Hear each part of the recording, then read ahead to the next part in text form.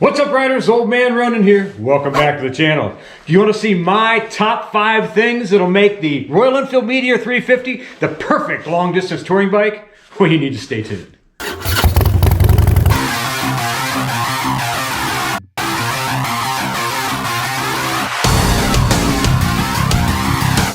I've been doing long-distance touring since 1977. I know. I was just a kid at 17 years old back then, and I took a trip literally from my house in Northeast Ohio down to see my uncle in Orlando, Florida. But that wasn't it. I also went to see a buddy of mine on the same trip out to Northern California, and from there I went to Anchorage, Alaska, because I had a friend of mine who was in the military and I wanted to go visit him. He was a couple years older than me. And then I rode back to Ohio. So we did about 11 to 12,000 miles on a Sportster. I know guys will go, "What? You traveled that far?" Yeah, we did. Which is going to give the a little bit more experience, if you will, on long distance traveling on smaller framed motorcycles. And that's what brings us to what we're talking about today.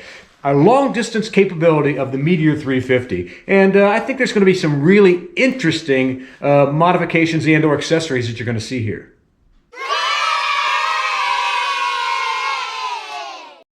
Before I start with the accessories and or modifications, I thought I would kind of highlight this new Olympia jacket that I've got from Motovon out of Canada. And I'll tell you what, there's going to be a lot of stuff that we're going to see from them in the near future. We're going to be partnering with them. But this is their Seattle jacket. Let me step back. And that way you can get a good look at it. I also got the pants. I don't have them on today because we're doing a garage video. Because if you guys seen the last video, you know we're locked and chock full of ice here in the driveway. But besides that, we're going to be doing a full first impressions and then long-term review as we go on with this jacket. And you can look down in the description below and comment as well too what you think about this jacket. And man, this thing is bulletproof, and well, it's not really bulletproof. No! You know what I mean.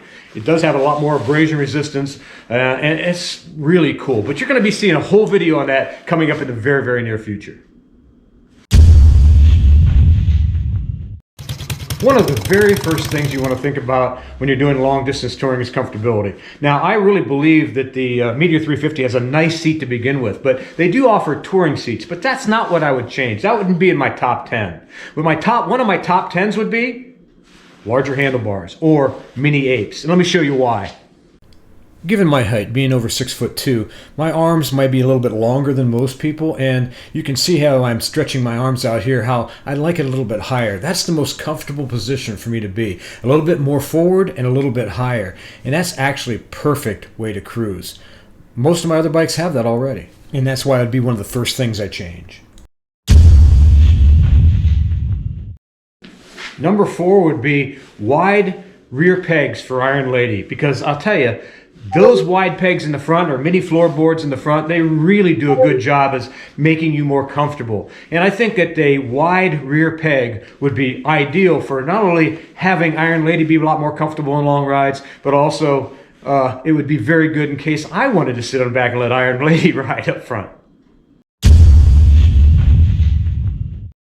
Without a doubt, a windshield would come in handy. Now, when I did my trip, that really long trip, and to be honest with you, 99% of my life has been riding without windshields. I never liked them. In fact, when I had some of the Heritage Softails, I always tell the story, when I got the bike, and I bought them all used, obviously, what I would do is they came with windshields on them, or detachable windshields, much like my Deluxe and also the Road King.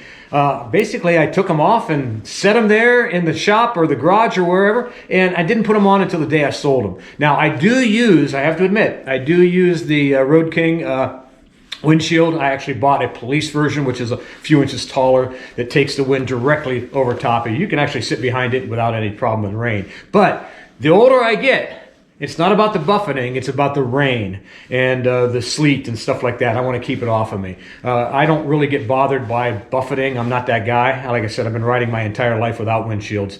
The Himalayan is the first bike I've ever left a windshield on all the time, and it is what it is, because I think it looks good. But other than that, no, I just have never used them. Well, on the Meteor 350, now that I'm older, I think on a really long distance trip, it would add to the comfortability, particularly in bad weather. And so that's one of the reasons why I would definitely put a windscreen on it, or a windshield. And the one from Royal Enfield looks like it'd be pretty good. Now, you know my bike is the Supernova Edition.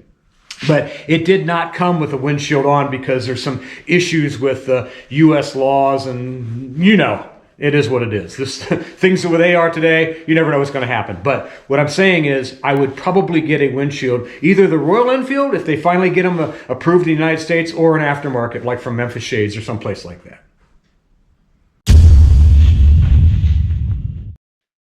I think a rear luggage carrier should be part of the Supernova model. I think it's really important, particularly a place that you can actually strap things to the back of your sissy bar, and also you can carry extra luggage. And that's one of the things I think is really, really important on a touring bike, is the ability to carry extra luggage. On my Road King and also the Deluxe, I carry little tail bags all the time, particularly if we're going on an overnight or long distance tour. That way I can keep things not only in, like on the Road King, in the saddlebags, but also in the back. That's where I keep my luggage and my clothing and things of that nature. I like that aspect of having something I can pull off and on the bike really, really easy.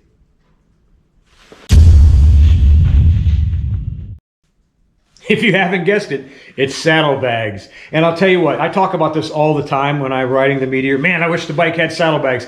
That is the #1 thing that I would put on the motorcycle, because it gives you the opportunity to carry the essentials that you need on a long distance trip, like your air moto, air pump, or an auxiliary toolkit, or water, or basically a first aid kit, which is what I like to carry as well too, because you never know what's going to happen or what you're going to run across. So those are the few of the things that I like to carry in the saddlebag. Plus it gives me a place to store extra hats and gloves and you name it, it goes in there. And it gives you the ability to carry stuff if you're buying things on the road. Let's say you're going down and all of a sudden you want to stop at the store and man, they got a really good deal on candy bars.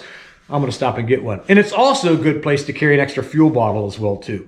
All these things add to the touring capability of the Meteor 350. And I think these are the essentials that really need to be considered. Let's talk about a few ones that didn't quite make the list.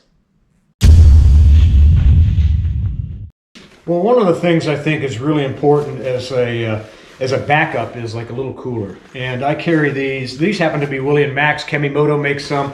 You can pretty much find these little coolers anywhere. And they'll fit down inside of your saddlebags as either a saddlebag liner. I like to carry my cameras and stuff like this because it keeps it more temperature controlled, doesn't get real hot inside of it.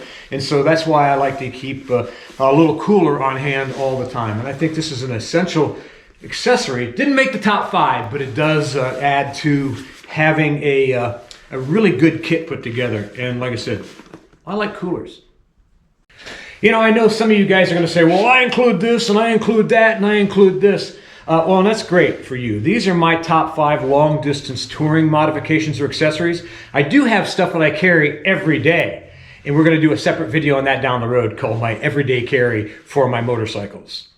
Well, I really hope you enjoyed this video. If you did, make sure you give us a big thumbs up. Make sure you subscribe. Hit that bell notification button. Share and comment. I read all the comments and comment on as many as I possibly can. Guys, the Kemimoto heated gear, we're still in the middle of it. We're giving 30% off. Guys that have been buying the stuff have been saying, man, I really appreciate it. They love the equipment so far. The gloves, the socks, and of course the heated vest. All work really well. And you can get the other stuff as well too. You don't have to get those things. You can get the jackets and everything else. All 30% off using coupon code RONIN. And that's all in the description below. Well, until next time, guys, make sure you ride safe and keep her on 2 wheels, baby.